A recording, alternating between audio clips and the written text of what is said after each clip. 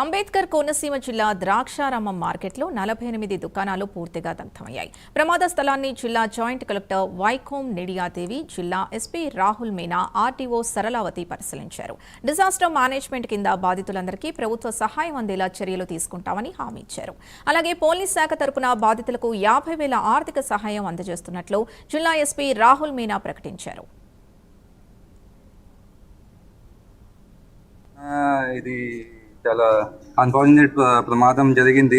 మన మంత్రి గారు చెప్పినట్టు ఇది నష్టపోయిన అందరి కోసం ఏమైనా కంపెన్సేషన్ కానీ వాట్ ఎవర్ ఉందా, అది ఆల్రెడీ మంత్రి గారు చెప్పారు. జాయింట్ కలెక్టర్ గారు కూడా ఇది ఫర్దర్గా ఏం స్టెప్స్ తీసుకోవాలి దీని గురించి వివరణ ఇచ్చారు.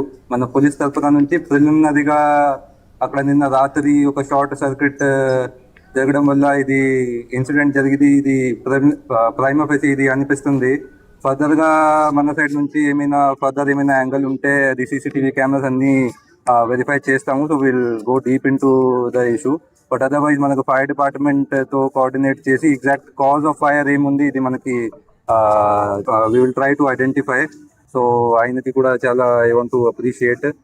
అదర్వైజ్ మన సైడ్ నుంచి మంత్రి గారు ఆల్రెడీ మెన్షన్ చేశారు, మన 50,000 మన పోలీస్ డిపార్ట్మెంట్ తరఫు నుంచి. ఫర్దర్ గా కూడా ఏమైనా అప్డేట్స్ ఉంటే ఖచ్చితంగా will keep you updated. Thank you.